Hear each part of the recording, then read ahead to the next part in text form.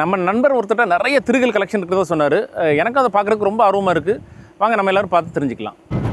நம்மகிட்டையும் 4-5 திருகல் collection இருக்குது.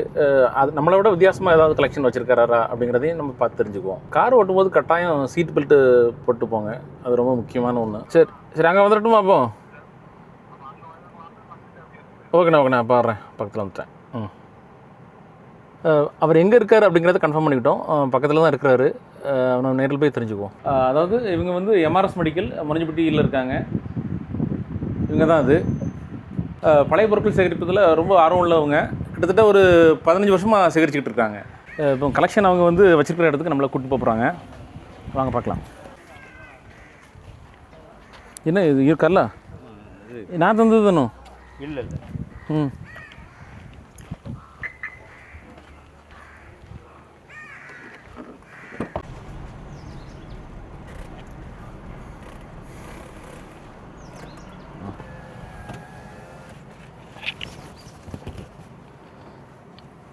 நிறைய type திருகல் சேர்த்து வச்சுருக்கிறாரு. கிட்டத்தட்ட ஒரு 10 வெரைட்டி சேர்த்து வச்சுருக்கிறாரு. 10மே வந்து 10 டைப்பாக இருக்குது.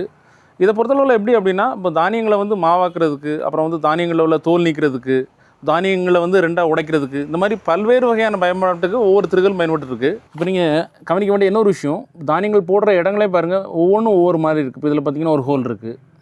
அப்புறம் பார்த்திங்கன்னா இந்த இடத்துல ஒரு சின்ன அமைப்பு, அதாவது தானியங்கள் தேங்கி திரும்ப உள்ளே போகிறதுக்கு ஏற்ற மாதிரி அவங்க டிசைன் பண்ணியிருக்காங்க. அப்புறம் இந்த இடத்துல பாருங்கள், இந்த ஒரு 2 ஹோல் இருக்குது. அப்புறம் இந்த இடத்துல பாருங்கள் ஒரு ஹோல் இருக்குது. இந்த திருகல்லையும் பார்த்திங்கன்னா 2 ஹோல். இப்போ இதில் பார்த்திங்கன்னா நடுவில் கம்பு வரும். இந்த கம்பு வந்து மிஸ்ஸிங். இந்த இடத்துல பாருங்கள், இதில் வந்து 4 ஹோல் இருக்குது. பார்த்தாலே உங்களுக்கு தெரியும், இந்த 4 ஹோல் இருக்கிற மாதிரி இருக்குது. இந்த திருகல் ஃபுல்லாகவே பார்த்திங்கன்னா மரத்திலே பண்ணியிருக்கிறாங்க. திருகலை தாண்டி அவருடைய கலெக்ஷனில் இன்னொரு சிறப்பான ஒரு விஷயம் என்ன அப்படின்னா, இந்த விளக்கு. இந்த விளக்கை பொறுத்தளவில் என்ன ஸ்பெஷல் அப்படின்னா, இது வந்து ஒரு அட்ஜஸ்டபிள் டைப். இப்போ என்னுடைய ஹைட்டை வந்து நம்ம அட்ஜஸ்ட் பண்ணிக்கலாம். நீங்கள் பார்த்தீங்கனாலே தெரியும் பாருங்கள். இப்போ கிட்டத்தட்ட வந்து ஒரு 2 அடி உயரத்தில் இருக்குது. இப்போ நம்ம வந்து இதை வந்து இந்த ஹைட்டை வந்து குறைச்சிக்கலாம். ஸோ அந்த டைமில் இந்த மாதிரி டிசைன் பண்ணியிருக்காங்க அட்ஜஸ்டபிள் விளக்கு. இந்த விளக்கோட வயசுன்னு பார்த்தீங்கன்னா கிட்டத்தட்ட ஒரு 50 வருஷம். பெரும்பாலும் இந்த விளக்கானது ஓலைச்சுவடிகளை படிக்கிறதுக்கு பயன்பட்டுருக்கு அந்த காலகட்டங்களில். நீங்கள் பார்க்குற எல்லாமே என்னுடைய நண்பருடைய சேகரிப்பு. அதாவது இந்த கிளாக்கோட ஸ்பெஷல் என்ன அப்படின்னா, வழக்கமாக இந்த வைண்டிங் கிளாக்கில் எல்லாமே 2 சாவி இருக்கும். இந்த கிளாக்கில் பாருங்கள் 3 கீ கொடுக்குற மாதிரி இருக்குது. கிளாக் உள்ளே பார்ப்போம் எப்படி இருக்குன்ட்டு. இந்த வைண்டிங் மெக்கானிசம் பாருங்கள். இது வந்து மியூசிக்கல் கிளாக்னு சொல்லுவாங்க. அதாவது இது வந்து குவார்ட்டர் சைம், அப்புறம் வந்து ஒரு 1/2 ஹவருக்கு ஒருக்கா சைம் பண்ணும், அப்புறம் வந்து 1 ஹவருக்கு ஒருக்கா சைம் பண்ணுற மாதிரி இருக்கும். பண்ண ஓலையில் பண்ண விசிறி. ஸோ அந்த காலத்தில் அப்படி இந்த மாதிரி பண்ணியிருக்காங்க. ரொம்ப பெரிய விசிறி. நீங்கள் பார்த்தீங்கன்னா தெரியும், கிட்டத்தட்ட ஒரு 3 அடி ஹைட் இருக்குது. ஆனால் ஓலையில் பண்ணியிருக்காங்க. 2-3 அச்சுக்கள், அதாவது ஒரு 50 வருஷத்துக்கு முன்னாடிலாம் அந்த மாதிரி அச்சுக்கள் தான் வந்து அச்சு இயந்திரங்களில் வச்சு நம்ம நோட்டீஸ்லாம் பார்ப்பீங்க. நோட்டீஸ்லாம் அந்த மாதிரி அச்சுக்களை வச்சு பண்ணியிருக்காங்க. இது பார்த்திங்கன்னா அந்த காலத்தில் தண்ணீர் இறைக்க பயன்படுத்தப்பட்ட ஒரு பக்கெட். இதை வந்து மாடு தான் இழுக்கும். அப்புறம் பார்த்திங்கன்னா 1-2 பழைய டெலிஃபோன் இருக்குது. அப்புறம் இது வந்து வால்வ் ரேடியோ கழுவிட்டுருப்பீங்க. டிரான்சிஸ்டர் ரேடியோவுக்கு முந்தின அமைப்பு இதெல்லாம். இது வால்வ் ரேடியோ. டேப் ரெக்கார்டர், இது நிறைய பேர் யூஸ் பண்ணியிருப்பீங்க. 90s ரொம்ப பிரபலமான ஒன்று. தயிர் கிடைக்கிற மத்துன்னு சொல்லுவாங்க. இது வந்து விபூதி வைக்கிறதுக்கான பவுல் இது. அப்புறம் அந்த மத்திலே இன்னொரு வெரைட்டி, நிறைய வெரைட்டி வச்சுருக்காங்க.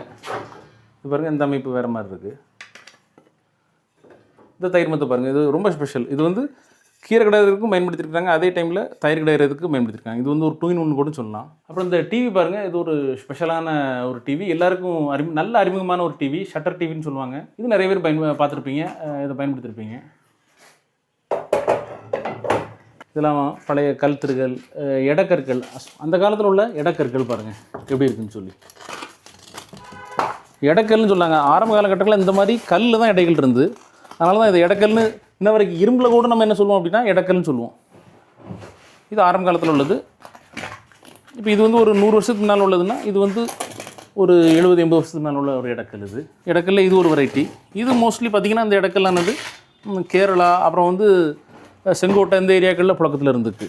இது வந்து ஒரு 70-80 வருஷத்துக்கு முன்னால் உள்ள ஒரு எடக்கல் தான் இது. இதுவும் வால்வ் ரேடியோ. உள்ளே பார்த்தீங்கன்னாலே தெரியும், வால்வ்ஸ்லாம் இருக்குது. இதுதான் வால்வ்னு சொல்லுவாங்க. அளவைகள் இப்போ அந்த அந்த சைடில் இருக்கிறது மட்டும் அளவை, ஒரு 25 லிட்டர் அளவை. இதெல்லாம் வந்து தண்ணீர் இறைக்கிறதுக்கு பயன்படுத்தப்பட்ட பக்கெட்ஸ் இதெல்லாம். இது வந்து பழைய கொட்டு முரசுன்னு சொல்லுவாங்க. வீட்டில் ரொம்ப சேட்டை பண்ணுற எலிகளை பிடிக்கிறதுக்கான ஒரு எலி பொறி இது. ரொம்ப ஸ்ட்ரக்காக இருக்குது. இதெல்லாம் பாருங்கள் மசாலா பட்டிகள், அஞ்சரை பட்டின்னு சொல்லுவாங்க. அஞ்சரை பட்டின்னு ஏன் பேர் வந்தது அப்படின்னா இதில் பாருங்கள் 5 அறை இருக்குது. 1 2 3 4 5 பணியார சட்டி ஒன்று இருக்குது. இது வந்து மண்ணில் பண்ணியிருக்கிறாங்க. இப்போ நீங்கள் பார்க்குற இந்த வண்டி வந்து பாறை வண்டின்னு சொல்லுவாங்க. அதாவது லோடு இப்போ வந்து லாரி, இப்போ இருக்கிற லாரி மாதிரி அந்த காலகட்டங்களில் இந்த மாதிரி வண்டிகளில் தான் லோடு வச்சு கொண்டு போயிருக்கிறாங்க. வீலை பார்த்தீங்கன்னாலே தெரியும், கிட்டத்தட்ட ஒரு 5 அடி இருக்கும். அப்புறம் இங்கே பாருங்கள், இது வந்து பழைய நெற்குதிர்னு சொல்லுவாங்க. அதாவது நெல்லை வந்து இதில் வந்து ஸ்டோரேஜ் பண்ணி வச்சுக்குவாங்க. இப்போ நமக்கு வந்து விளைஞ்ச நெற்களை வந்து இதில் ஸ்டோரேஜ் பண்ணி இது அடுத்த வருஷத்துக்கு பயன்படுறதுக்கு வச்சுக்கிடுவாங்க. மாடு வந்து இழுக்கிற மாதிரி இருக்கும், 2 மாடுகள் சேர்ந்து இழுக்கிற மாதிரின்னு சொல்லுவாங்க. இது வந்து கமலை ஏற்றம்னு சொல்லுவாங்க இந்த அமைப்பை. இப்போ நீங்கள் பார்க்குற இந்த தொட்டி கரையான் இதை சாப்பிட்டுட்டு, இது வந்து அந்த காலத்தில் சாப்பாடு, அதாவது பந்திகளில் சாப்பாடு பரிமாறுறதுக்கு பயன்படுத்தப்பட்ட ஒரு பெட்டி. இது அண்ணனோட கலெக்ஷன்ஸ்லாம் பார்த்தோம், ரொம்ப அருமையாக இருந்தது. தற்சமயத்துக்கு வந்து ஒரு ஷெட்டில் வச்சுருக்குறாங்க, சேஃபாக வச்சுருக்குறாங்க. ஃப்யூச்சரில் வந்து ஒரு நல்ல டிஸ்பிளே பண்ணி எல்லோரும் பார்க்குற மாதிரி பண்ணணும் அப்படின்னு சொல்லி ஒரு ஆர்வத்தில் இருக்கிறாங்க. நம்ம சேனல் சார்பாக அவங்களுக்கு வாழ்த்துக்கள். நண்பருடைய கலெக்ஷனை பார்த்தோம், ரொம்ப திருப்தியாக இருந்தது. அப்புறம் பார்த்திங்கன்னா ஒருத்தர் கால் பண்ணி ஒரு ஆட்டு உரல் அப்புறம் ஒரு திருகல் இருக்கிறதா சொல்லியிருந்தார். நம்ம அங்கே போய் பார்த்துட்டு அதை நம்மளால் வாங்க முடியுது அப்படிங்கிறத பார்ப்போம். நம்ம வீடியோவிலே நிறைய பேர் கேட்குறீங்க, அதாவது இந்த மாதிரி பொருட்கள்லாம் எங்கே தேடுறீங்க, எங்கே கிடைக்குது உங்களுக்கு அப்படின்னு சொல்லி கேட்குறீங்க. இந்த மாதிரி நிறைய இடங்களுக்கு போய் ஒவ்வொரு பொருளாக சேகரித்து உங்களுக்கு அதை வீடியோவாக காட்டுறோம். நிறைய பேர் கேட்குறீங்க அந்த கலெக்ஷனால் உங்களுக்கு என்ன பயன் அப்படின்னு சொல்லி. இது வந்து எப்படின்னா, இப்போ நம்ம வந்து ஒரு பொழுதுபோக்குக்காக ஒரு பீச் போகிற மாதிரியோ, இல்லைனா வந்து ஒரு பார்க் போகிறோம், இல்லைனா ஒரு தேட்டரில் ஒரு மூவி பார்க்குறோம், அது மாதிரி இது வந்து ஒரு பொழுதுபோக்கு. இதை பொழுதுபோக்குன்னு கூட சொல்கிறத விட பொழுது ஆக்கம்னே சொல்லலாம். ஏன்னா நம்ம ஒரு 1000 ரூபாய்க்கு ஒரு பொருளை வாங்கி நம்ம கலெக்ஷனில் வைக்கிறோம் அப்படின்னா அந்த பொருள் நம்ம கூட கடைசி வரைக்கும் பயணிக்கு ஒரு மன நிறைவே தரும்னு வைங்களேன். அதை வந்து நீங்கள் கலெக்ஷன் பண்ணுறவங்கள்ட்ட கேட்டு பார்த்தீங்கனாலே தெரியும். சேகரிப்புகளை பொறுத்த வரைக்கும் நிறையா இருக்குது அதில். அதாவது இப்போ சிலவங்க வந்து வீடுகளில் வந்து செடிகள், அதாவது விதவிதமான செடிகள் வச்சுருப்பாங்க, அது ஒரு கலெக்ஷன். அப்புறம் வந்து சின்ன குழந்தைங்களை பொறுத்தளவில் பென்சில், நிறைய டைப் பென்சில் சேகரிப்பாங்க, அப்புறம் வந்து பென் சேகரித்து வச்சுருப்பாங்க, அப்புறம் எரேசர் கலெக்ஷன்ஸ், இந்த மாதிரி நிறைய பேர் வச்சுருப்பாங்க. பழம்பொருள் சேகரிப்பு அப்படிங்கிறது கொஞ்சம் ஸ்பெஷல். ஏன் அப்படின்னா இது வந்து நீங்கள் நினச்ச உடனே வாங்க முடியாது. இப்போ நமக்கு வந்து ஒரு பழைய புத்தகம் வேணும் அப்படின்னா நீங்கள் வந்து புத்தகக்கடையில் போய் உடனே வாங்க முடியாது. இப்போ அதுக்கு வந்து அதை சேகரித்து வச்சுருக்கவர்கிட்ட நீங்கள் கேட்குற மாதிரி இருக்கும்.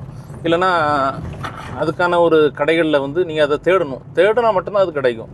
அப்படிங்கும்போது அது ரொம்ப ஆர்வமாக இருக்கும். நம்ம ஒரு பொருளை வந்து தேடி சேகரிக்கும் அப்படிங்கும்போது அதனுடைய ஆர்வமே தனி. அது நமக்கு கிடைச்ச உடனே அதில் கிடைக்கிற மகிழ்ச்சி வந்து ஒரு சொல்ல முடியாது, அந்த வார்த்தைகளால் சொல்ல முடியாது. என்னோடய சேகரிப்பை பொறுத்த வரைக்கும் ரொம்ப சிம்பிளாக நீங்கள் ஃப்ரேம் பண்ணிடலாம். அதாவது ஒரு 60-70 வருஷத்துக்கு முன்னால் உள்ள ஒரு பொருட்கள், அதாவது நம்ம தாத்தா பாட்டி பயன்படுத்தின பொருட்களை சேகரிக்கணும் அப்படிங்கிறது மட்டும்தான் என்னுடைய ஆர்வம். நீங்கள் நம்ம சேனலில் பார்த்தீங்கனாலே தெரியும், நம்ம சேனலில் உள்ள வீடியோஸ் எல்லாம் பார்த்தீங்கனாலே தெரியும், அந்த கலெக்ஷன்ஸ் எல்லாமே வந்து ஒரு 70-80 வருஷம் பழமையான கலெக்ஷன்ஸ் இந்த மாதிரி தான் இருக்கும்.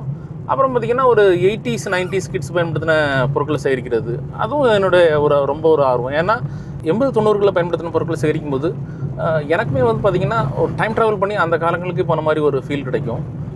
நம்ம சேனலோட பேரும் அதுதான், டைம் ட்ராவலருங்கிறது ஒரு சாத்தியமில்லாத ஒன்றுனாலும் நம்ம சேனல் பார்த்திங்கனாலே எல்லாருமே அந்தந்த காலகட்டங்களுக்கு போயிட்டு வந்துடலாம்.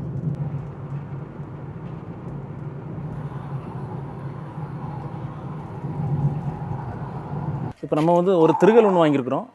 அப்புறம் பார்த்திங்கன்னா ஒரு ஆட்டு உரல், இது வந்து மாவாட்டுறதுக்கு. அப்புறம் வந்து ஒரு சின்ன உரல், அதாவது இது வந்து உரல்னு சொல்ல முடியாது, இது வந்து எப்படின்னா மருந்து அரைக்கிற கல். இதில் வந்து அந்த குழவி மிஸ்ஸிங், இந்த 3மே நம்ம வாங்கியிருக்கிறோம். இந்த 2 உரலுமே பார்த்திங்கன்னா சரியான வெயிட்டு. 2 பேர் சேர்ந்து கஷ்டப்பட்டு காரில் தூக்கி ஏற்றிருக்கோம். ஒருத்தட்ட கொஞ்சம் பழைய புத்தகங்கள், அதாவது 1950 உள்ள புத்தகங்கள் இருக்கிறதா தகவல் கொடுத்தாரு. இப்போ அவரை சந்திக்கிறதுக்கு போய்ட்டுருக்கோம். ஊசிகோபுரத்தில் நம்ம ஒரு பெரிய டவர் கிளாக் இருக்குது, அதாவது வைண்டிங் டைப். நேசரத்தில் ஒரு மெக்கானிக் வந்து அதை சரி பண்ணுறதுக்கு வந்தாங்க. கிட்டத்தட்ட அது ஒரு 7-8 வருஷம் இருக்கும். ஸோ அந்த டைமில் அந்த மெக்கானிக் கூட நான் வந்து அதை பார்த்துருக்கேன். ரொம்ப பிரம்மாண்டமாக இருக்கும் அந்த கிளாக்கோட சைஸு.